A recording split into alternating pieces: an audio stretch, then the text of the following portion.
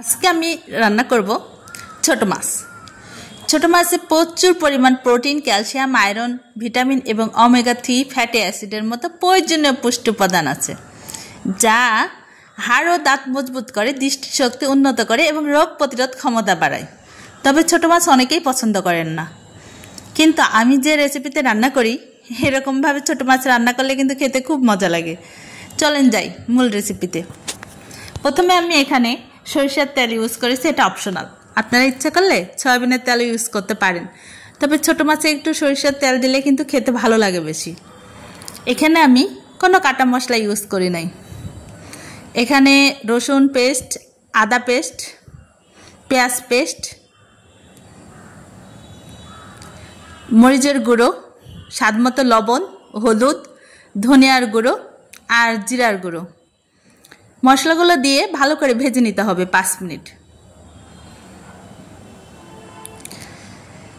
মশলাগুলো ভালো করে ভাজতে হবে যেন মশলার কাঁচা গন্ধটা চলে যায়। আর যেহেতু ছোট মাছ রান্না করব সেহেতু সময় লাগবে না, তাই মশলাগুলো প্রথমেই ভালো করে ভেজে নিতে হবে। আমি এখানে ছোট মাছ দিয়েছি, টাকি, শিং, আরও কিছু রকম মাছ আছে, খোলসা, কই, যাই হোক যে কোনো রকম ছোট মাছ আপনারা কিন্তু এভাবে রান্না করতে পারেন।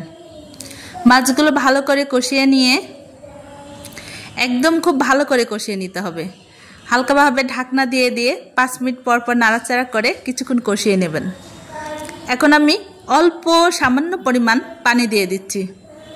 মাছ রান্না করতে বেশি সময় লাগে না এবং এই মাছটা হতে একদমই সময় লাগবে না, কারণ এটা খুব ভালো করে কষিয়ে নেওয়া হয়েছে।